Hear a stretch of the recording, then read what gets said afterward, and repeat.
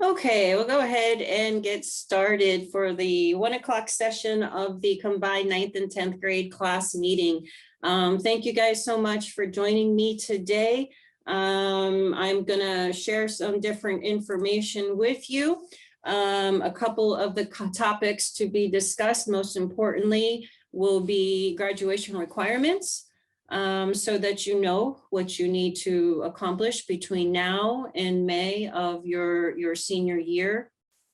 I'm going to talk a little bit about your academic histories or your transcripts, which if you registered with me, I was able to, if you have an academic history, if you have a high school transcript, some of you ninth graders may not have any high school courses yet, so you don't have an academic history.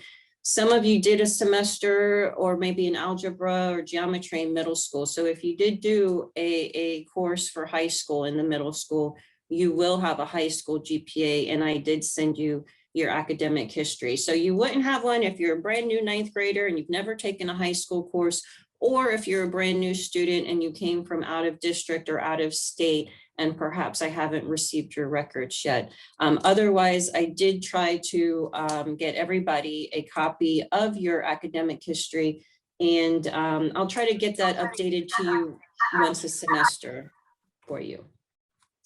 We're going to talk a bit about the Bright Future Scholarship and the criteria, some testing that's upcoming, dual enrollment, end of semester reminders for ninth grade. I want to tell you about the Take Stock in Children Scholarship, and then a really cool resource that I want to let you guys know about that you might want to check out.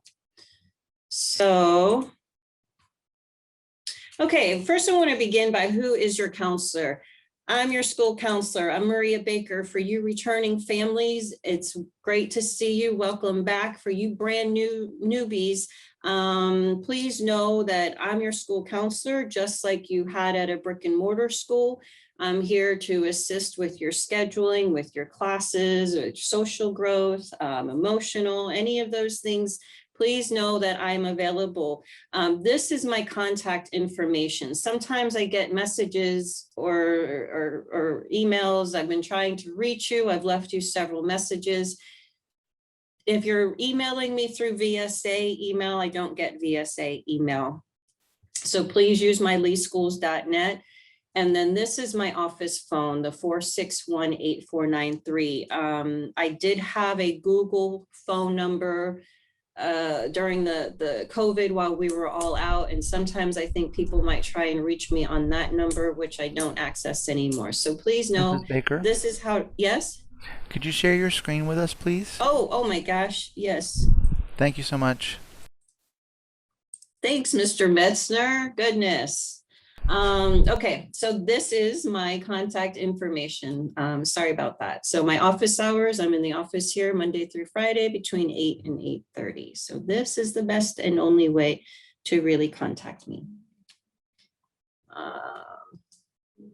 Okay, so we'll go ahead and start with the graduation requirements, and you can kind of follow along on your academic history. I'll go through that just in a little bit, but the state of Florida says that you need to earn 24 credits in order to receive the standard high school diploma. Of those 24 credits, 4 of them must be English, 4 of them must be math, algebra, and geometry are a must. The next 2 classes, the next 2 years will just be depending on what your plans are after high school graduation. If you are university bound, it will probably be Algebra 2 and Pre-Calculus, or Algebra 2 and Math for College Readiness. If you're not going university bound and you're doing something else, you might just be happy with a Algebra 2 and Liberal Arts Math, or Math for College Readiness and a Liberal Arts Math. So it just really depends on what your track is, what you want to do after you graduate from high school, but algebra and geometry are a must. You need 3 science credits. Of those 3 science credits, 1 must be biology. The other 2 can be whatever you would like to take, whatever your interests is in. We have a ton of options, and every single one of them will count for your high school graduation. So do know that 3 is the minimum requirement. If you are university bound or going for the Bright Future Scholarship, I would recommend that you do that 4th year of science. If you do a, say, chemistry or physics and you make a C, but you have 3 other years where you've made A's, they will take for Bright Futures the highest of your grades. So the more academic units that you have, the better your transcript, the stronger your record will be. You do need to complete 3 social sciences, a year of world history, which is typically done here with Lee Virtual in the 9th or 10th grade. You do need a year of US history, which is typically taken in the sophomore or junior year. And then a semester of economics and a semester of US government. Those are the 3 required social sciences you must have before you can receive your diploma. 1, performing or practical art. That one kind of tends to sometimes be a sneaky one. Come senior year, students will realize that they never had a photography or art class or digital info technology. So do keep an eye on that. I do try to mark those courses that do count for that fine or practical art in the course selection Google sheet that I send you. So you need 1 year of that. A credit of hope, 8 electives that will get you to your 24 credits. There is a thing called an Excel diploma, which is an 18 credit diploma. And that's basically all the same requirements except hope and a few of the electives. So that is an option as well, but all of the required courses minus hope must be met. So you'll notice on there that there are no foreign languages. So a foreign language is not a requirement to graduate from high school and receive your diploma. However, if you are wanting to attend Florida Gulf Coast University after you graduate, if you want to apply to Florida State, the state universities will require 2 years, a minimum of 2 years of the same language on your transcript. Also for the Bright Future Scholarship, you will not be able to qualify for that your senior year if you do not have 2 years of the same language. So it is not a requirement to receive your diploma. However, a minimum of 2 years is a requirement for state university admission and also for the Bright Future Scholarship.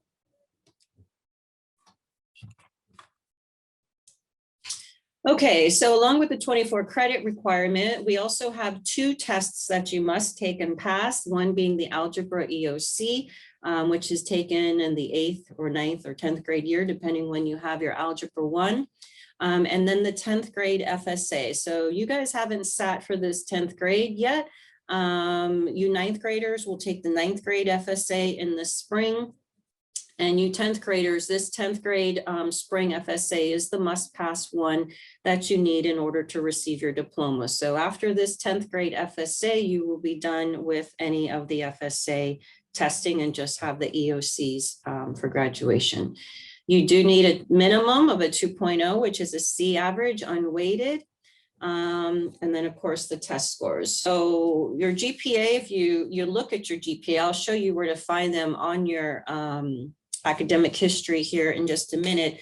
And I'm sure you're probably all pretty familiar with this breakdown of the grade point averages. How is your grade point? How is your grades averaged? A's equal a 4.0, B's a 3.0, etc. If you take an honors course or junior, senior year, some dual enrollment or AP classes, you will get a weighted credit. For honors classes, you do get a weighted 0.02 per semester added to your GPA. And for dual enrollment or AP classes, you'll get a 0.04 weighted credit added to your GPA. So that sometimes when you go to graduations and they announce the top student and they walk with a 5.4 GPA, that's why. So you do get a little bit extra credit for taking those more challenging courses. These are the test scores that you're going to need for the Algebra EOC. The cut score is a 497 to make that level 3. If you want to come in and take the PSAT October 13th, which I'll talk about in a little bit, for any of you students that may have missed the EOC due to COVID, even the geometry. If you didn't take geometry last year, the EOC with that class, you could come in and take the PSAT in October. If you score a 430 on the math section, that will waive your algebra EOC score. And then we do have concordance scores for the SAT and the ACT. Those are more for juniors and seniors that transfer in from out of state. But if we do have a junior or senior that still hasn't gotten the score they need, you can take the SAT or ACT. And if you meet those cut scores on the math, then you don't have to worry about the EOC. You've got that requirement for graduation. The test scores, concordance scores for the 10th grade FSA, a level 3 is a 350 cut score. On the SAT, you would need to score a 480. And on the ACT, an 18 combined on the English and reading tests.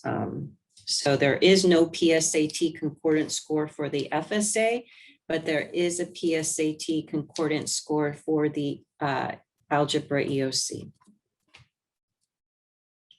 Okay, so let's take a look at your academic histories. Again, if you didn't receive one, that's because you don't have one yet. You haven't started your high school GPA. Your high school GPA will begin at the end of this semester once your final semester grades are posted. Oops. So here is a youngster. So these academic histories I really like. I've used them for years and years. I try to get them into the hands, your hands, at least twice a year. Your academic history only changes twice a year. It will change at the end of the first semester. It will update any credits earned, calculate your GPA. And it will change again at the end of the second semester. So your academic history, your transcript only changes 2 times of the year at the end of each semester. I like the history because it breaks it up into subject area. So the first one you can see is English. And this is a student that was going to graduate last year. And you can see the student lost credit, didn't pass semester 1 of English Honors 2, and therefore had to retake that class, replace that F with a B, and therefore has what looks like the student needed to retake English 3 semester 1 last year. So if you are a sophomore and you see that you're missing a half a credit of English 1, semester 1 or semester 2 from last year, then we need to talk and come up with a plan. You're going to have to make up that credit before you can graduate from high school. So then we'll go down. The next section is the math. It will show you how many math credits that you've earned, the grades that you earned in those classes, science, social science, hope, etc. If you scroll down to the bottom here, you'll see to date your total amount of credits earned. You'll see here under the needed column, that's kind of cool. Obviously we want to get that down to 0 for all of the areas except for the electives. Don't worry so much about the electives. That's not such a big deal. But the 4 on top, the fine arts, those are kind of good ways to make sure that you're checking off everything that you need to get to your diploma. Over on the right-hand side, you will see your current grade point average, your unweighted GPA. You'll only have one GPA if you've never taken an honors course. If you've had some honors section, you will notice that you do have a different weighted grade point average. Right now on the bottom of this, it will show if you've sat for the PSAT or taken any of the college placement tests. This is a PERT score. We don't use PERT anymore. That is not a test that's going to be used from here on out. So disregard the PSAT the PERT test for any kind of concordance scores. Up on the right here, on the top right, across from your name, you will see the designation for the FSA reading test, and that will only populate once you take the 10th grade test and pass it. You will see your algebra score again. If you took the test and you did not pass it, you'll see a number there. You might see 383. That means that you've taken the test, that was your score, but you did not pass the test. So that means that's probably why you're getting emails to show up for testing, and because you've missed that test. So this is your academic history in a nutshell. This is basically your high school transcript. This is everything that you've done since you've entered in or started taking high school courses. Okay, any questions on academic histories? If you didn't get one, Kayla, I'm not sure if you're in 9th grade, you may not have any credits. If you had one, I tried to send it to you to whatever email you registered for this meeting with. Okay, so those are the high school graduation requirements, the credits, the testing, the GPA. If you do have an academic history, then I've shared that with you. And anytime you want one, just reach out and let me know. Okay, so just want to move on to the Bright Future Scholarship. I want you guys to be aware that this is an opportunity for you. It's for students to stay, or brightest students to stay in the state of Florida. This scholarship, there's 2 scholarships underneath the Bright Futures umbrella. The top one being the Florida Academic Scholarship. For students that can earn a 3.5 core GPA, meaning only academic units, so no elective courses. You'll see there on the slide, it has the breakdown of the courses, including 2 of the foreign languages. If you can earn a 3.5 in those courses, gain 100 credit, 100 community service hours, which I have a lot of students that have those requirements met. It's sometimes the test score that's the kicker that gets the students. You can see there for that top scholarship, the SAT combined score is a 1330, and the combined the ACT is 29. So for any students that can have those 3 criteria met by graduation, I would even say by June of their senior year after graduation, you can receive 100% of your tuition paid for at a state university or school. So a public school in the state of Florida, if you get the academic scholarship, and it's as simple as meeting those 3 criteria. There's no financial income. This is totally merit-based. You can have 100% of your tuition paid for, and I think like a $300 stipend each semester. Then the second scholarship underneath that umbrella is the Florida Medallion Scholarship. And that one, it translates to approximately 75% of your tuition paid. That GPA is a little bit lower. It's a 3.0 core. 75 hours community service are needed, and the test score for the ACT is a 25, and for the SAT it's a combined 1210. So the application for Bright Futures opens up in October of your senior year. If this is something that you want to shoot for, go for it. It's your parents will appreciate it, and you will appreciate it. So for the service hours, they are pretty strict on the criteria. So before you begin any service hours specific for the Bright Futures Scholarship, you need to reach out to me. You need to get this document. So this is the guideline, so you understand what is going to be deemed appropriate and acceptable for Bright Futures hours and what isn't. You are required to identify a social, civic, or professional area of interest, develop a plan for how you're going to get involved. It has to be for nonprofit organizations. This is the volunteer service agreement. So you will say, okay, the United Way will allow so-and-so to donate hours. We need to get some signatures here, your parent, guardian, whoever the person is that you're going to be volunteering under with the organization.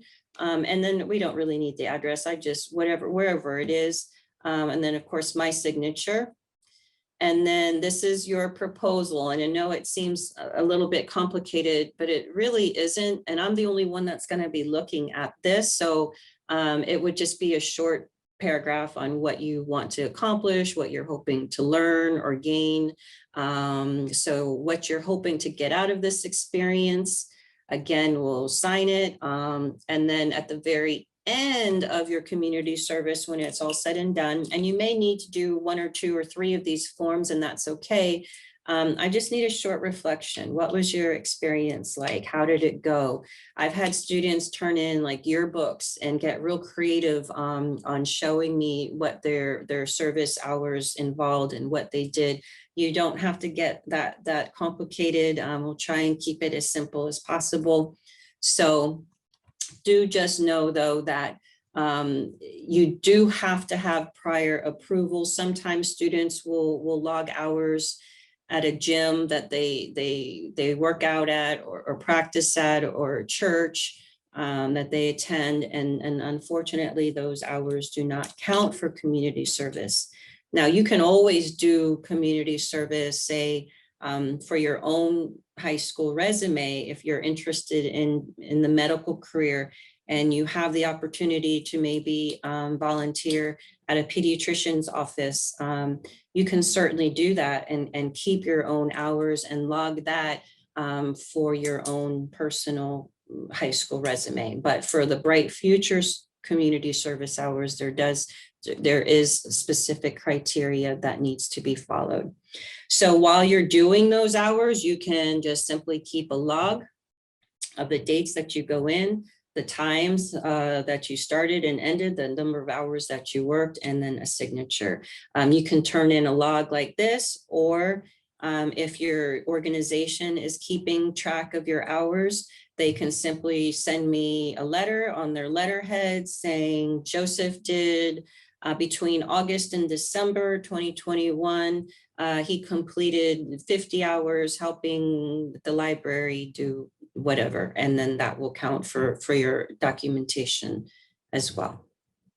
Okay, any questions on Bright Futures or the community service hour requirement?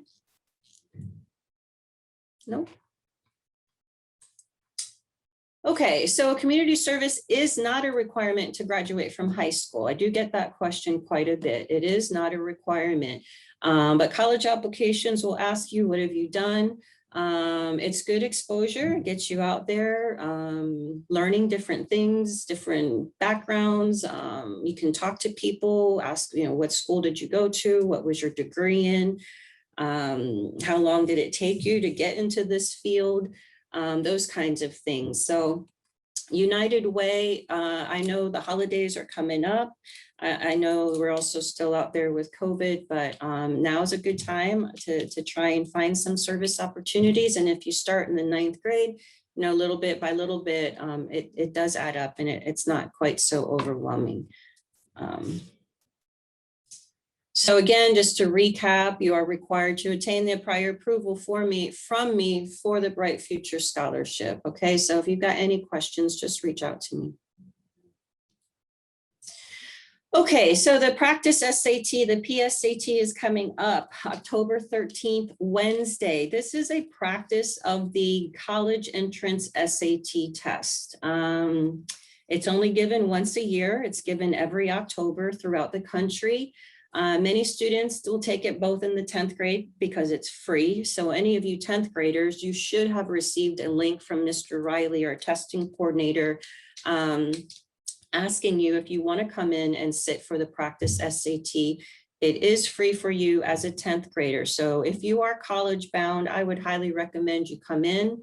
You'll get a baseline, you'll get a flavor of what the test is like, what it looks like, what it feels like. And then you can use that score report to do some test prep and work on getting your score up for the real SAT. We do have juniors that are able to come in. Some juniors do choose to take the PSAT. There is a $17 fee for that, but it's still much less than the $55 or $60 on the SAT. And if you do well on this PSAT as a junior, you can qualify for National Merit Scholarship potentially, or be a National Merit semifinalist. So sophomores, I would definitely recommend that you sign up. It is limited seating, so sign up sooner rather than later. We can only fit a certain amount of kids.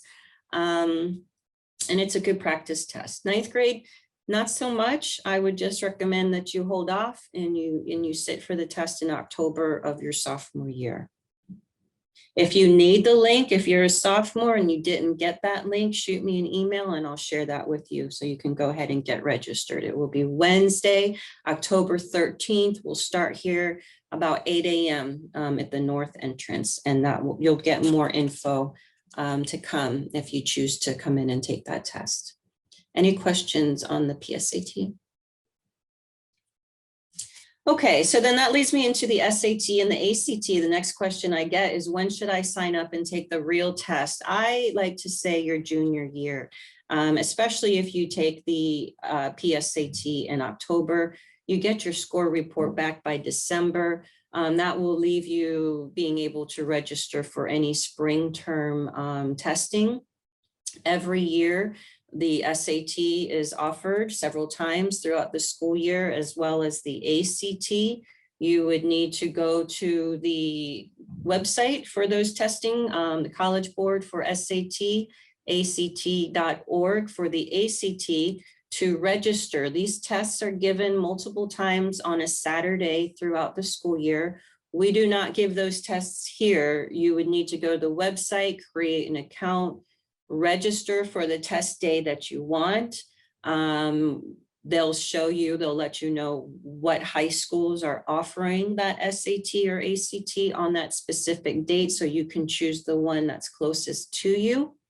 The earlier that you register for your tests, the better chance you'll get a school next to you or close to you. Sometimes if you wait till the deadline, you might be sent to a school in Charlotte County or Collier County, just depending on the numbers, on how many students are testing. So I would not worry about the ACT or SAT so much until your junior, probably second semester, and then you'll have that baseline. You'll be able to practice, get your scores up for your senior year to qualify for Bright Futures or to get into any programs that you might be interested in.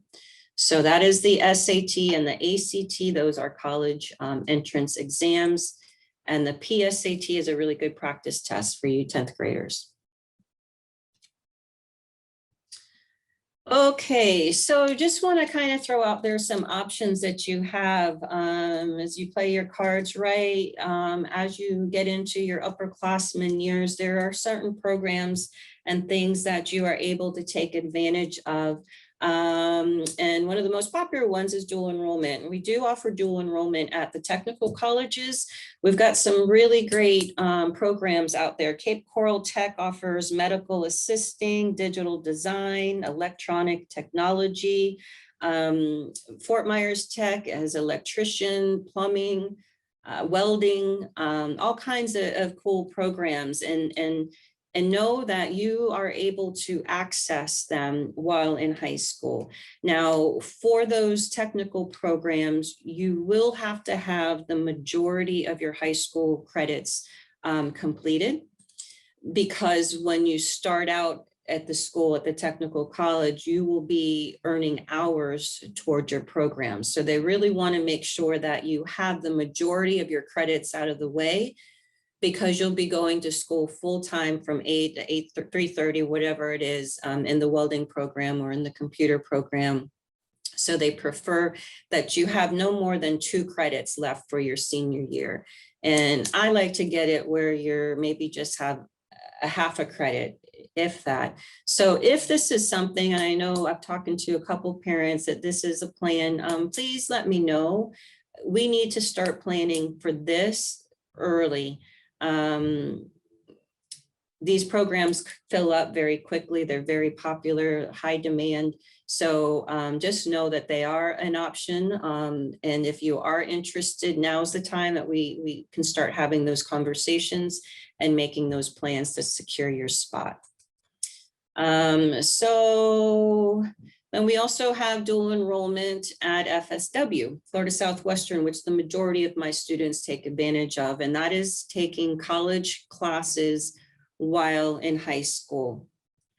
And it counts for both your high school graduation requirements as well as your AA or your associate degree requirements. So for example, your junior year, if you go out to FSW and you take Composition 1 will equal your English 3 credit. So it's a really good opportunity. There's definitely a lot of advantages to it, but there are some potential disadvantages because you are not just like a normal regular college student.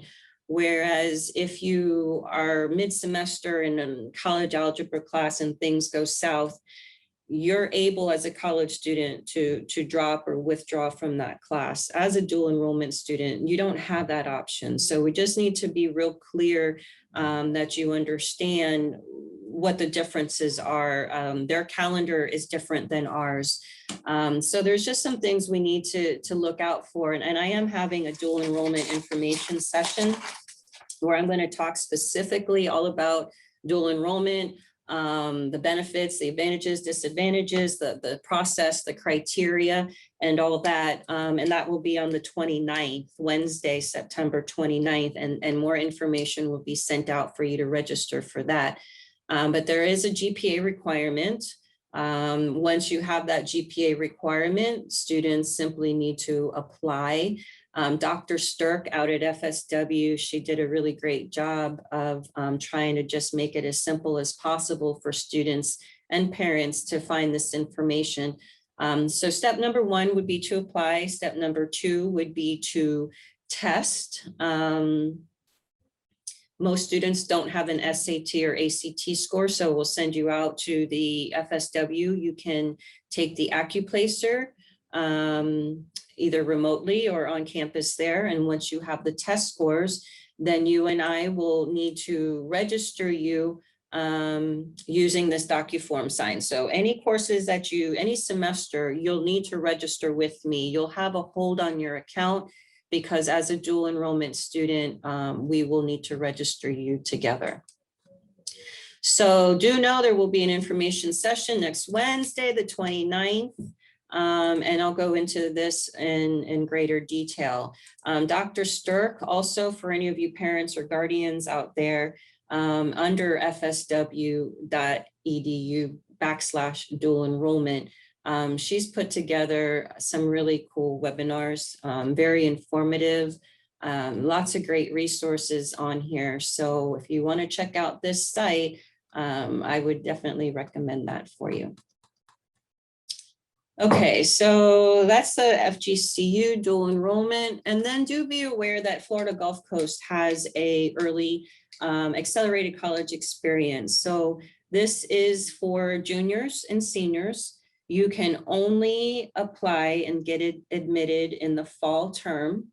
So I do have some juniors that are out there this school year. You would definitely need to make sure that you sit for the SAT or ACT. The application is due in March. And because it's a university, they are looking for an SAT or ACT score. And the application is due in March. So we would just want to make sure that if you are interested in FGCU, and even if you're not sure, I would just say go ahead and apply. And you can always say no, thank you, and go to FSW or not do dual enrollment. They do have informational meetings, and it is a requirement as part of the application.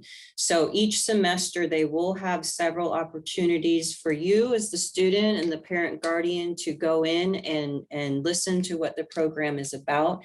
Many of my students will choose FSW only because FGCU wants the students there on campus, whereas FSW offers a lot of classes online. And then just the logistics of getting out there to the, if you're not driving or have a car. But do know that this is an excellent opportunity, especially if you know FGCU is where you'd like to be. If you join in your junior or senior year, they do offer you stipend or money after you graduate from high school to continue on there. And you can learn all about that, learn more at their information settings meetings. So any of you sophomores that might be interested. And then I do have students that will do FSW their junior year and then apply and do FGCU ACE program in their senior year. So there's definitely options. You do have to be self-motivated. You do have to have a certain level of maturity in order to go out there, because they're not dealing with parents, they're only dealing with the student. But for you high achieving, accelerated students, please do know that that is an option for you. It's a great opportunity if it works for you. Okay, and wrapping it up, the Take Stock in Children Scholarship, this is specifically for 9th grade students. This is a scholarship you can earn in the 9th grade. It's more for students that are first generation college. There is an income criteria. It's more for lower socioeconomic. They will pay for your tuition once you graduate successfully from high school. You'll be assigned a mentor that will follow you through your high school careers, just another resource, another adult in your life to help you through. So do know that that application is open right now. It's only available to 9th grade students. If you're interested, shoot me an email, or you can Google Take Stock in Children. It's a scholarship given through the Foundation for Lee County Public Schools. And then for all of you, this is a pretty cool site that the DOE has put out, Florida Shines, and you can create an account, and it's got all kinds of information from colleges to career exploration. So just know that this is pretty cool. We don't really have a lot of time to do too much of it in the curriculum. But it's a pretty good resource out there if you want to go in and create an account and start doing some exploring. And again, I would just keep a folder of everything, you 9th graders, 10th graders, if you're doing community service, any awards, any passwords, usernames, those kinds of things, keep them in one location. So your senior year, you're going to complete those college applications. It's asking you, what have you done? What awards have you received? Just try to keep it all organized in one central location as you go through the years. You'll definitely be happy that you did come your senior year.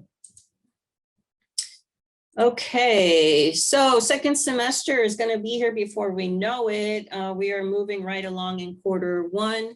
Semester 2 begins January 12th. Many of you are on pace, doing an amazing job.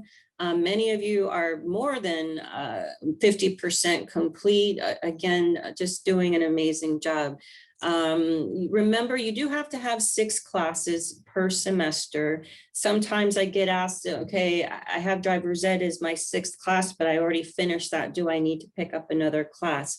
No, you don't. You just need to complete 6 credits worth within a school year. And that is what's required of you. So please do remember that as you get to your senior year. Again, as a full-time student, you'll always need 6 classes. The best way to know how many classes you have is by looking at your Focus account. We've got many different platforms now, not just VSA. We've got Edgenuity, eDynamics, Google Classrooms. So the best way to always make sure that you've got those 6 classes right at the start of the semester is to check your Focus account for now. If you are missing a semester class for semester 2, I'll send out a link for you to let me know what you need or what you want to take for semester 2 on your schedule. Okay, questions, and we can just kind of keep this real general. You may have some questions specific to your academic histories or transcripts, or just want to talk in person, and that's perfectly fine. I'm going to stay on here for a bit to answer anyone's questions. I thank you all for coming. Appreciate it very much. And I hope you got some good information from here. So if you don't have any questions, you are free to go. You got my contact information, reach out anytime. Thank you all very much. Grayson, what does VSH mean?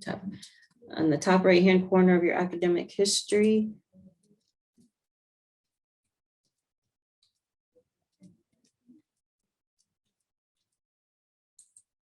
USH, let me see here. That's the US History EOC, I want to say. That's where that will populate once you have US History and you take US History. That's where that score will go.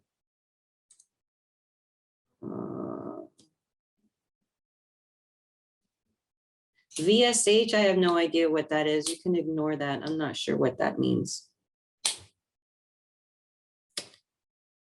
You can graduate if you have a 2.0 GPA. C's are 2.0, D's are not. So it just depends. You can see what your weighted or your unweighted GPA is right now.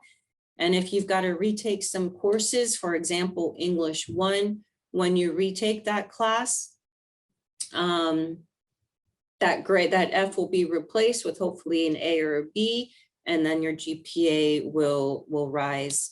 You don't need to apply for the 18 credit option. You would just meet those requirements. Yes, you will be able to view this again. It is recorded. I hope it's okay. Ben, for your languages, we've got Spanish, American Sign Language, French, Chinese. Any language will count for your foreign language requirement.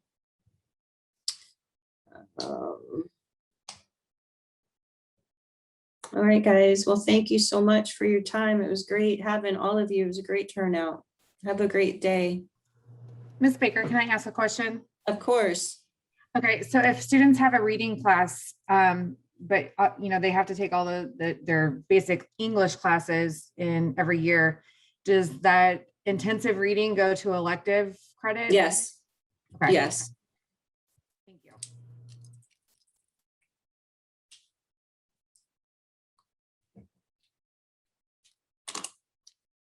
Any other questions?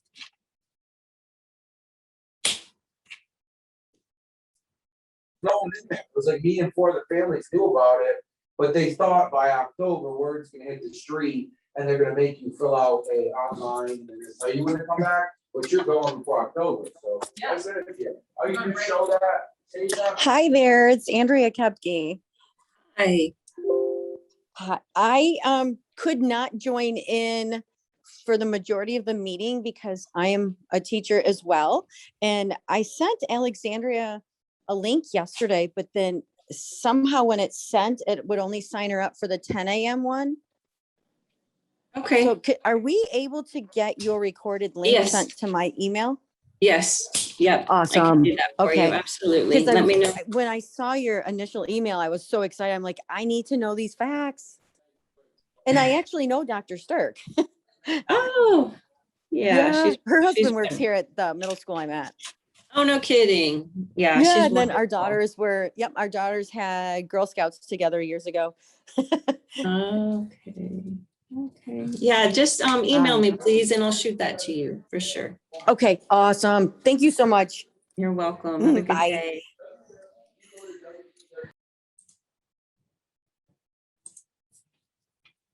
I'm hanging on if anybody wants to talk. Otherwise, have a great day.